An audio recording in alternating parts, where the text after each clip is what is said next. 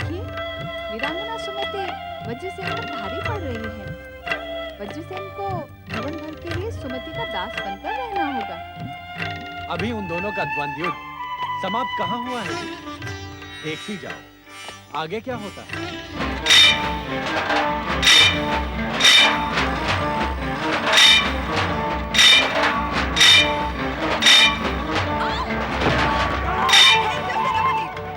हमें तुम्हारी सहायता की आवश्यकता नहीं है।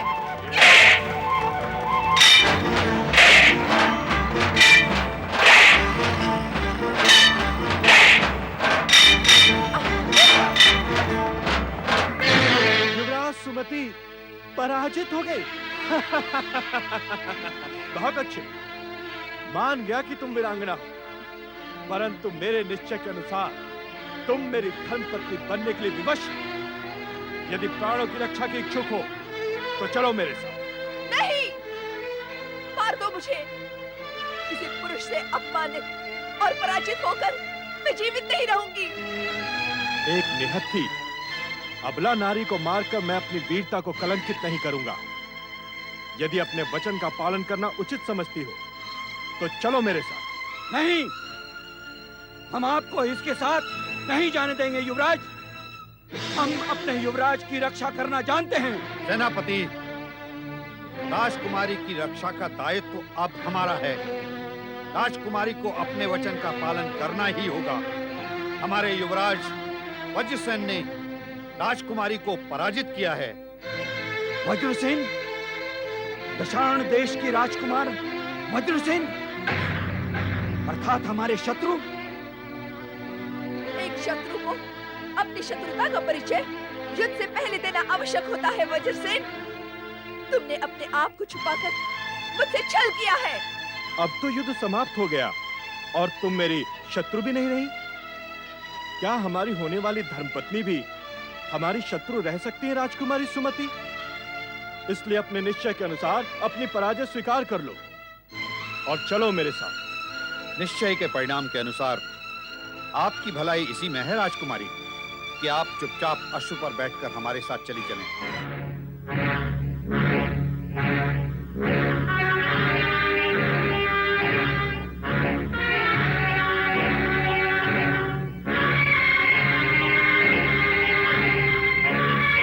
मेरा निश्चय ये है कि यदि आप खड़ग युद्ध में मुझसे हार गई तो आपको मेरी धर्मपत्नी बनकर रहना होगा।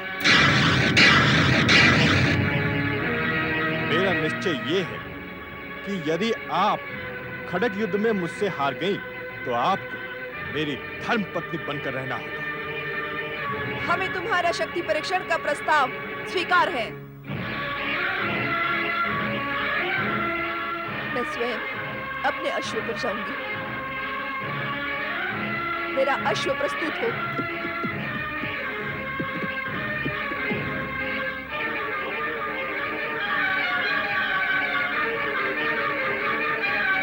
सेनापति,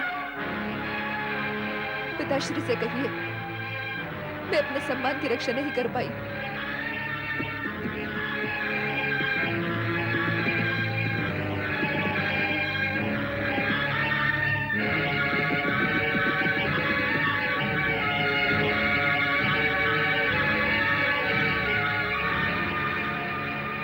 अब मैं महाराज को क्या मुंह दिखाऊंगा? यह एक वीरांगना नारी का अपमान है स्वामी।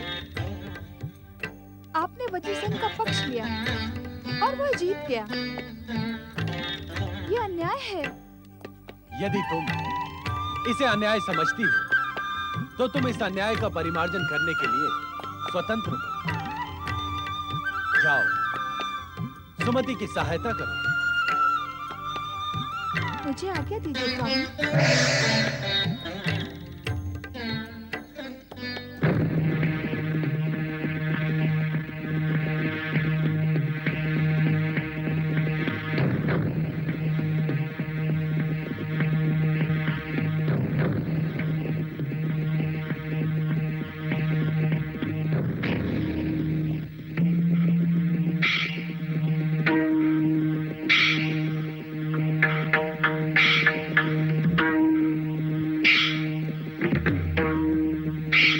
सेनापति वरुण, क्या आज्ञा युवराज? अपनी होने वाली धर्मपत्नी को हम अकेले ही ले जाएंगे। तुम लोग जा सकते हो। किंतु युवराज, अपमानित और पराजित वीरांगना को और लज्जित करना उचित नहीं समझते। जो आज्ञा युवराज, परंतु आपको बहुत सावधान रहना होगा। तुम हमारी चिंता न करो, जाओ। चलो साथियों, आओ।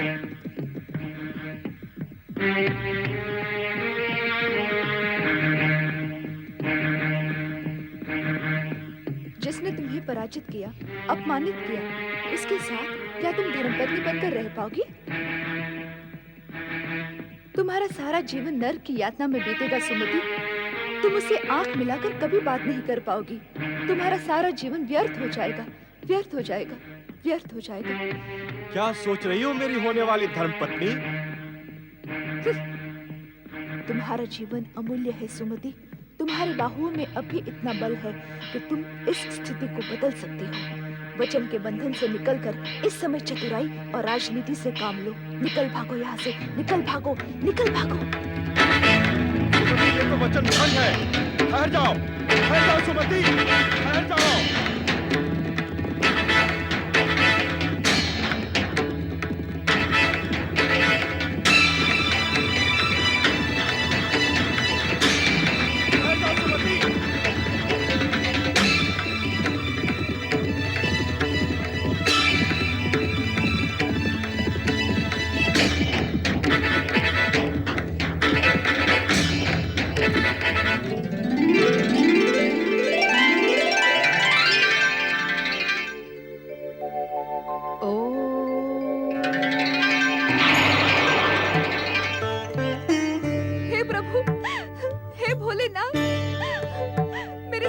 रक्षा करो हे शिव शंकर। आप हमारे राजकुल के आराध्य हैं। मैं वज्रसेन से शक्ति परीक्षण में हारने के कारण संकट में पड़ गई हूँ। मेरी रक्षा करो, आप सर्वशक्तिशाली हैं। मेरी रक्षा करो भोलेनाथ, मेरी रक्षा करो। ओम नमः शिवाय। मेरी रक्षा करो। पुत्री, क्या तुम किसी संकट में पड़ गई हो? हाँ, परंतु आप कौन हैं?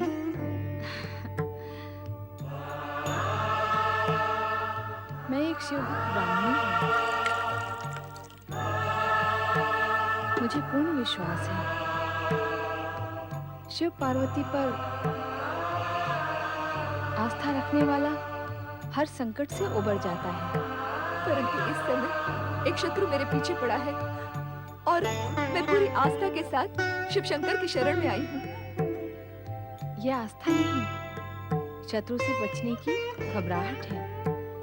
जिसके मन में आस्था होती है वो घबराता नहीं है। यदि तुम मेरे स्थान पर होती तो समझ पाती कि घबराहट में और कुछ नहीं सोचता, बस संकट से बचकर भाग निकलना ही होता है।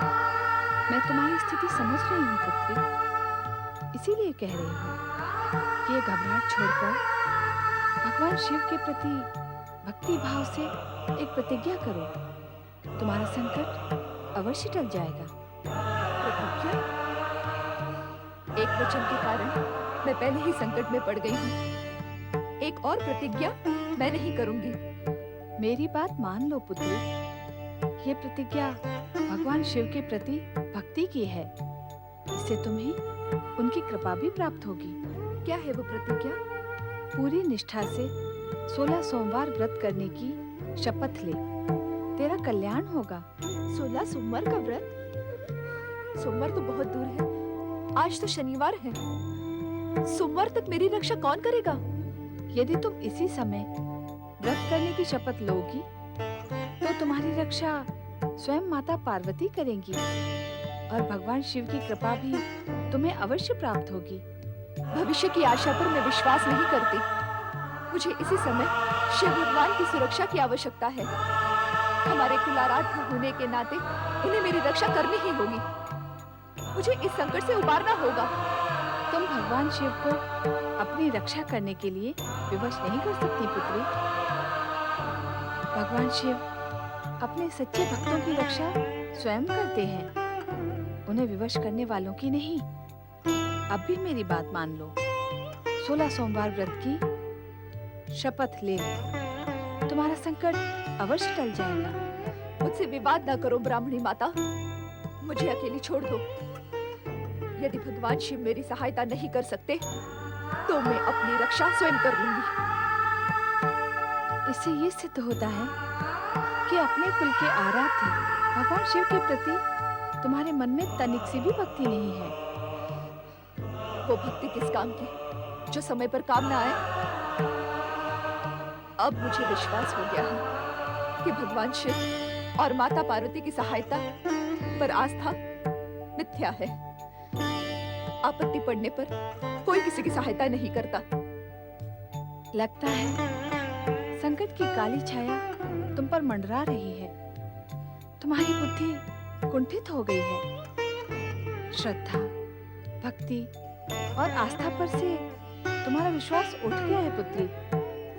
अब तो इच्छा होते हुए भी तुम्हारी सहायता कोई नहीं कर सकता।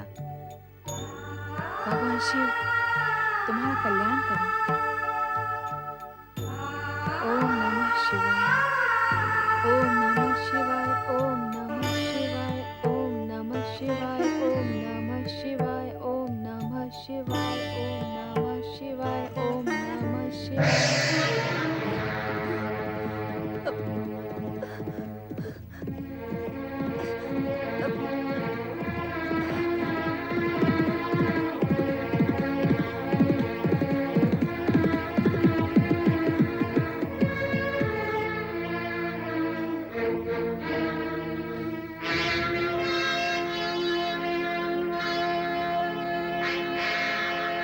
अश्वत्थ तो बाहर खड़ा है, ये कहां चली गई?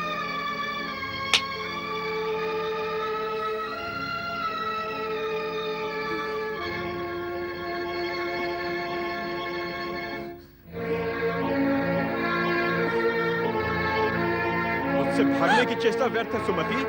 विधाता ने तुम्हारे भाग्य को मुझसे जोड़ दिया है। अब तुम मुझसे बचकर नहीं जा सकती। अपने को वीर पुरुष कहते हो तो वीर पुरुष जैसा व्यवहार करो। छोड़ दो मुझे। तुमने वचन भंग किया, मेरे साथ विश्वासघात किया, परंतु मैं अपने वचन पर अटल हूं। मैं तुम्हें अपनी धर्मपत्नी बनाकर रहूंगा। अब तुम मेरा साथ नहीं छोड़ सकती। चलो मेरे साथ, चलो।